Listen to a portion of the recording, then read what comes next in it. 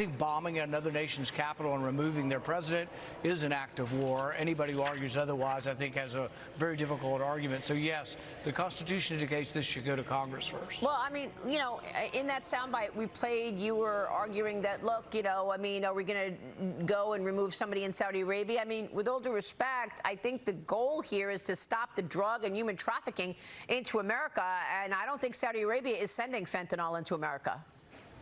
Well, neither is Venezuela. Venezuela doesn't export any fentanyl at all. Well, in what fact, about cocaine? Their main product. What about cocaine? Well, there is some argument, yes, on the cocaine front that there are people within that country. There are also people within several countries in South America that are producing cocaine.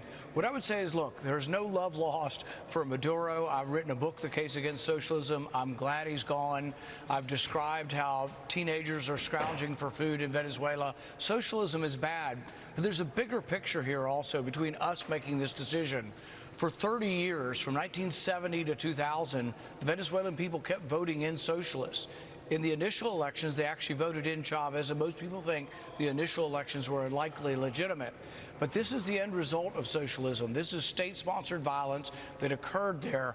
But what has to happen now is the people of Venezuela need to choose better. They need to realize that it wasn't just getting a bad person, that this is a bad economic system. So the oil companies have been owned by the Venezuelan government since 1976, the gas companies since 1971. This is not a new thing. So there's a bigger, broader debate we should be having here. And I don't think telling the people of Venezuela, we're coming, the gringos are coming, we're going to run your country, oil companies will come in and run you like we did in the 19th century.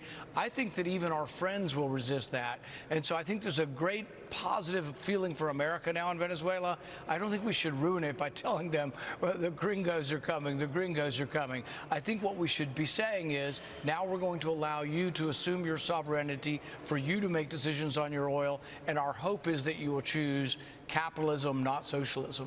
If the